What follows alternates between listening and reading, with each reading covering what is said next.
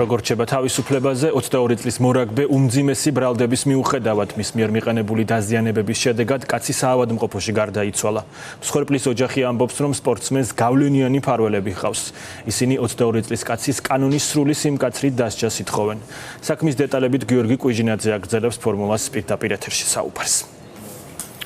ლუკა, სიტუაცია ვითარდება ქუთაისში, როგორც ჩვენ გვაქვს ინფორმაცია და როგორც ეს გამოძიებითაც დგინდება, 22 წლის ზურაბ ხუციძე თავს დაესხა დედამისის მეგობარ კაცს და ფიზიკურად გაუსწორდა. მიყენებული დაზიანებები იმდენად მძიმე აღმოჩნდა, რომ 49 წლის გელა ხურციძე კლინიკაში 20 დღიანი მკურნალობის შემდეგ გარდაიცვალა.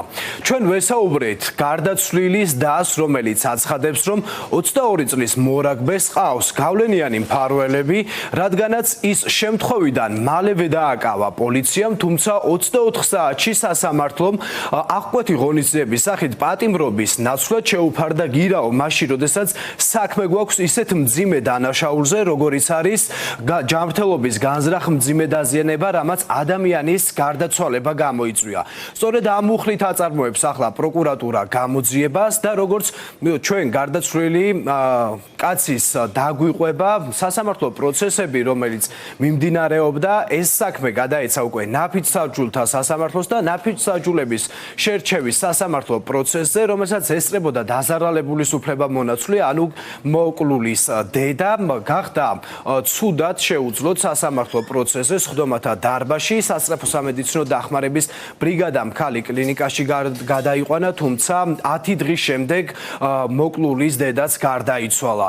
ოჯახი მოითხოვს, რომ უმკაცრესად დაისაჯოს პირი, რომელმაც ჩაიდინა აღნიშნული მძიმე დანაშაული. ეს არის მათი მტკიცებით და თქმით 22 წლის ზურაბ ხურციძე, რომელიც არის მორაგბე და ოჯახს ეჭვი აქვს, რომ მფარველობს მას როგორც რაგბის კავშირი, ასევე სასამართლო და მოსამართლე არ იღებს გადაწყვეტილებას ამ საქმესთან დაკავშირებით ობიექტურად. გარდა ამისა, ისინი საუბრობენ საქმის გაჭიანურებაზეც. ჩემს ძმას, რომელიც მიდიოდა ნასვამ მდგომარეობაში, უკან მიეპარა და თავს დაესხა რაგბისტი ზურაბ ხუციძე. რომეთ გაითიშა უცებ რომისროლა და გათიშულ მდგომარეობაში 40 წამის სადისტურად ცემდა. არანაირი ძვალი მთელი არ დარჩენია. ოპერაცია რომ გაუკეთეს, კისრიდან ამოუღეს კბილები.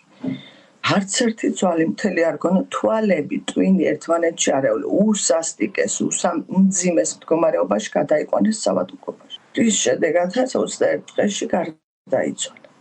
ნაფიცი მსაჯულების შესარჩევი. პროცესს ესწრებოდა ჩემი დედა, რომელზეც წამოვიდა არასწორი ზეწოლა და ქალი გაითიშა. სასამართლო პროცესზე გაითიშა, გაიყვანა სასტრაფო დახმარება. ნუ რაღაც ნემსები ის მოაბრუნეს, რა თქმა უნდა, მობრუნდა, გაუკეთეს ოპერაცია და 10 დღეში ისიც გარდაიცვალა. ერთადერთი მოთხოვნა დედაჩემის ის იყო, გააკეთა პროკურატურაში მოთხოვნა იმისა, რომ გაეუქმებინათ ნიკოლოზ მარგველაშვილის გადაწყვეტილება, რომ ეს ბიჭი დატოვეს გირაოში და აეყვანათ პატიმრობაში. მოსამართლემ არ დააკმაყოფილა ეს ჩვენი მოთხოვნა და დედაჩემი ძალიან ცუდად გახდა, გარდაიცვალა. ის შეეწირა ამ საქმეს. რატომ აფარებენ ასე მწარედ ხელს მოსამართლეც, რაგბის ფედერაციაც? ჩვენ ხო მოგწყვიტეს, აი რისთვის სამართალის პოვნამი და მე არაფერი მკვლელი უნდა დაისაჯოს, მეც არაფერს მოვიტყვი. შესაძლოა მეც მომკლან, არ ვიცი. ჩვენ ვესაუბრეთ საქმის პროკურორსაც, რომელიც აცხადებს, რომ მან სასამართლო პროცესების მიმდინარეობისას არაერთხელ დააყენა შუამდგომლობა იმისა, რომ აღკვეთი ღონისძიება გირაო პატიმრობით შეცვლოდა 22 წლის მორაგბეს, თუმცა მოსამართლემ არც ერთ შემთხვევაში აღნიშნული შუამდგომლობა არ დააკმაყოფილა. ეს იმ ფონზე, როდესაც უფრო ნაკლებად მსუბუქ დანაშაულებთან მიმართებით ქართული ოცნების კლანის სასამართლო პატიმრობაში უშვებს ყველა იმ ადამიანს, რომელიც არ ემხრობა მის პოლიტიკურ შეხედულებებს, თუმცა, როდესაც სახეზე გვაქვს ასეთი მძიმე დანაშაული და ბრალდება, რომელიც აყენებული აქვს მორაგბეს, ეს არის ჯანმრთელობის განზრახ მძიმე დაზიანება, რამაც ადამიანის გარდაცვალება გამოიწვია. დამნაშავე ამ დრომდე თავისუფლებაზეა და ის თავისუფლად გადაადგილდება და მას აქვს გირაო შეფარდებული. ჩვენ ვესაუბრეთ დაზარალებული მხარის ადვოკატს, ინტერესების დამცველს, რომელიც მოითხოვს, რომ ასევე მოხდეს მუხლის კვალიფიკაცია და განზრახ ჯანმრთელობის მძიმე დაზიანებისა, არამედ გამოძიება უნდა წარიმართოს განზრახ მკვლელობის მუხლით, რადგანაც სახეზე გვაქვს არა ჯანმრთელობის დაზიანება, არამედ ადამიანის მკვლელობა.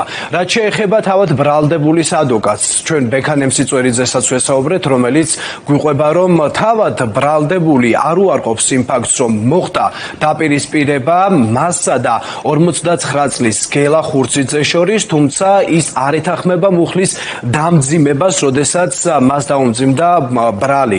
რადგანაც მიაჩნიათ, რომ კაცი არ გარდაცვლილა იმ დროს, როდესაც მოხდა ეს დაპირისპირება და ის გარდაიცვალა რამდენიმე დღის შემდეგ კლინიკაში და ადვოკატის ვარაუდობს და უჩნდება თეჭვი იმასთან დაკავშირებით, რომ შესაძლოა სათანადოდ არ უმკურნალეს ექიმებმა 49 წლის გელა ხურციძეს და ამ ფაქტთან დაკავშირებითაც არის დანიშნული დაცვის მხარის მოთხოვნით ექსპერტიზა. თავად ბრალდებულს კი არ ახსოვს თუ როგორ ვითარდებოდა გასულ წელს ქუთაისში ვითარება, როდესაც ის თავს დაესხა და ფიზიკურად უსწორდებოდა 59 წლის გელა ხურციძეს და ადვოკატი ამტკიცებს, რომ 22 წლის მორაგბე იყო აფექტურ მდგომარეობაში. როდესაც ასეთი მძიმე დანაშაული მოხდა და ამ ყველაფერში ბრალდებული, ასეთ შემთხვევაში რჩება გარეთ თავისუფლებაში და აგრძელებს აქტიური ცხოვრების წესით ცხოვრებას რაგბის თამაშს და მათ შორის ეს რაგბის ფედერაციაც მას აქტიურად ასუპორტებს, ისეთი თქოს არავინ არ მომხვდარა, ისეთი თქოს არავინ არ მომკვდარა და არავინ არ მოუკლავთ, არის რა თქმა უნდა მიუღებელი. გარდა ამისა, პრობლემა გვაქვს თვითონ გამოძიების ეტაპზეც, ვინაიდან გამოძიება მიმდინარეობს 117 მუხლით, რაც გულისხმობს ადამიანის განზრახ მძიმე დაზიანებას, რამაც ამ შემთხვევაში მძიმე შედეგი გამოიწვია. სინამდვილეში კი მძიმე შედეგი განზრახ მძიმე დაზიანებასთან კი არ გქონდა საქმე. აქ საქმე გვაქვს ადამიანის მკვლელობასთან. მოვითხოვთ მუხლის გადაკვალიფიცირებას ასეთ შემთხვევაში, მოვითხოვთ რომ 117 მუხლის მეორე ნაწილიდან გადაკვალიფიცირდეს 108-ან 109 მუხლზე. ეს ყველაფერი აღწერილია კამერაზე. მას უშუალოდ იმ მომენტში რა მოხდა, ეგ არ ახსოვს და ამაზე არის საუბარი საქმის მასალებშიც. ხო და დანარჩენი ყველაფერი არის ვიდეო კამერაზე ჩაწერილი. ხო, შესაბამისად, ჩვენ არც ერთ ეტაპზე არ გქონია ეს მიზანი, რომ უარყოფა მოგვეშცინა იმისი, რაც მოხდა. ესე იყო ყველაფერი, ამის ვიდეო მტკიცებულებების არსებობა, თუმცა ჩვენ მიგვაჩნია, რომ ის მოქმედებდა ფიზიოლოგიური აფექტის მდგომარეობაში და ამის შესახებაც დაიკითხებიდან შესაბამისი სპეციალისტების სასამართლოს. ეს დაპირისპირება უწყობდა წინ თუ უბრალოდ ეგრევე ხელჩართული ჯგუფი დაიწყო. არა, სიტყვიერი დაპირისპირება უშუალოდ გელა ხურციძესა და ზურაბ ხურციძეს შორის არ ყოფილა სიტყვიერი დაპირისპირება, იყო გარდაცვლილსა და ზურაბ ხურციძეს დედის შორის. ანუ აი ეს კონფლიქტი დაინახა და ამასთან დაკავშირებით მივიდა დედის დასახმარებლად ესე. ანუ მე არ ვამბობ ეხლა ვის დასახმარებლად მივიდა, ამაზე უშუალოდ სასამართლოში ვისაუბრებთ ჩვენ. საქმის მასალებში არსებობს სათვალთვალო კამერის ჩანაწერები, რომელიც ფორმულამ ექსკლუზიურად მოიპოვა, ასევე ჩვენ მოვიპოვეთ საქმის მასალები, ჩვენებები, მათ შორის მტკიცებულების სახით დევს ბრალდებული 22 წლის მორაგბის დედის ჩვენებად, სადაც ის აღწერს თუ როგორ უსწორდებოდა მისი შვილი 59 წლის გელა ხურციძეს ფიზიკურად და შემდგომში როგორ განვითარდა უკვე მოვლენები. შესაბამისად, მუხლის კვალიფიკაცია მოითხოვს ახლა დაზარალებული მხარე, რადგანაც სახეზე არის არა ჯანმრთელობის მძიმე დაზიანება, არამედ ადამიანის მკვლელობა ადვოკატების თქმით, თუმცა პროკურორს, როდესაც ჩვენ ვესაუბრეთ, ის ვერ ხედავს მუხლის კვალიფიკაციის აუცილებლობას. გიორგი კუჟინაძე საუბრობდა პირდაპირ ეთერში.